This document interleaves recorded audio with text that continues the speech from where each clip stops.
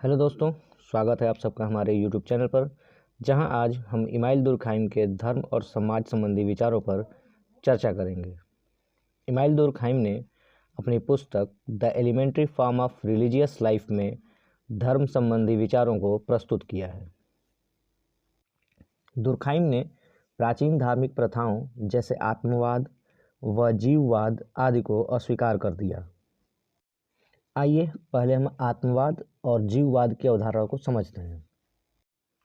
अपनी आत्मा में संसार का दर्शन या अपनी अंतरात्मा को ही संपूर्ण संसार के रूप में देखना आत्मवाद है। इसके अंतर्गत व्यक्ति बाहरी संसार से अधिक अपनी आत्मा को महत्व देता है।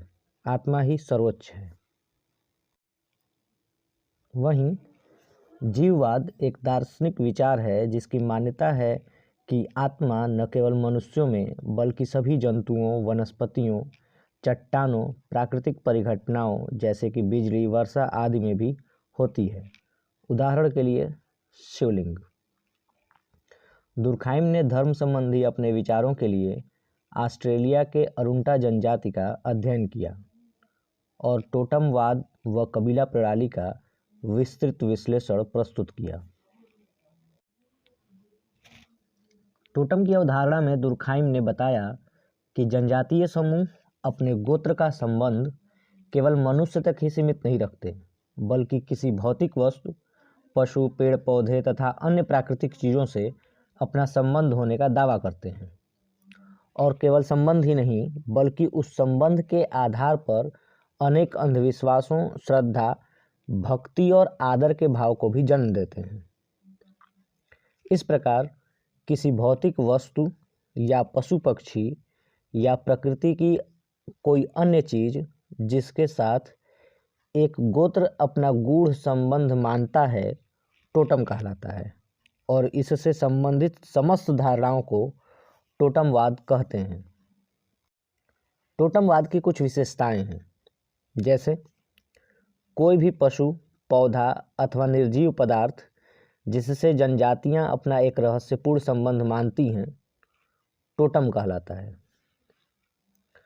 टोटम के प्रति सदस्यों की भावना भय, श्रद्धा तथा सम्मान से युक्त होती है। टोटम को मारना अथवा हानि पहुंचाना समूह द्वारा निषिद्ध होता है। टोटम को सामान्य पूर्वज के रूप में स्वीकार किया जाता है। इस प्रकार से एक टोटम से संबंधित सभी स्त्री पुरुष आपस में अपने भाई बहन हैं। दुर्खाइम टोटमवाद को समस्त धर्मों की उत्पत्ति का आधार मानते हैं, क्योंकि टोटम ही समूह के नैतिक जीवन का सामूहिक प्रतिनिधित्व करता है। दुर्खाइम के अनुसार टोटम की प्रकृति सामाजिक होने के कारण धर्म का मूल स्रोत भी समाज ही है और ईश्वर समाज की केवल एक प्रतीकात्मक अभिव्यक्ति है।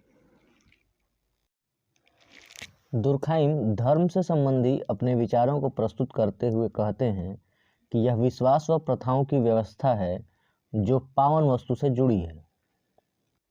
दुर्खाइम के अनुसार वस्तुओं का विभाजन समाज दो भागों में करता है, पावन और लौकिक, अर्थात पवित्र एवं अपवित्र।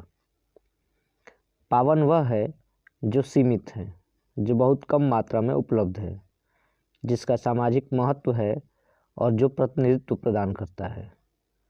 यह सामूहिकता का प्रतीक है। व्यक्ति इसका सम्मान करते हैं, इससे दूरी बना कर रखते हैं और इसका कभी अपमान नहीं करते। उदाहरण के लिए उत्तर भारत में वट वृक्ष। वहीं लौकिक वह है जो असीमित रूप से उपलब्ध है, महत्वपूर्ण है, उपयोगी है, लेकिन जिसका सामाजिक संदर्भ नहीं है। यह समूह का प्रतिनिधित्व नहीं करता। उदाहरण के लिए नीम। इस प्रकार से दुर्खाइम धर्म के बारे में अपने विचार को प्रकट करते हुए कहते हैं कि धर्म में कुछ भी अलौकिक नहीं है, आध्यात्मिक नहीं है। यह समाज की पूजा है, समूह की पूजा है। क्योंकि समाज व समूह व्यक्ति के जीवित रहने के लिए आवश्यक हैं, इसलिए इनकी पूजा होती है। इस प्रकार से दुर्खाइम के अनुसार समाज व समूह महत्वपूर्ण हैं और निर्धारक भी। हालांकि दुर्खाइम के धर्म और समाज संबंधी विचारों की आलोचना विविध समाजशास्त्री भी करते हैं। उनके अनुसार व्यक्ति ही निर्णायक है। वे समाज को एक परिकल्पना मात्र मानते हैं, क्योंकि उन्होंने कहा है कि न तो किसी ने समाज को देखा है और न इससे प्रभावित है। परंतु तमाम आलोचनाओं के बावजूद दुर्खाइम के धर्म और समाज संबंधी ये विचार धर्म के प्रारंभिक स्वरूप को समझने में सहायक हैं। धन्यवाद। आज के लिए इतना ही। मिलते हैं अपने अगले वीडियो में। तब तक के लिए जय हिंद।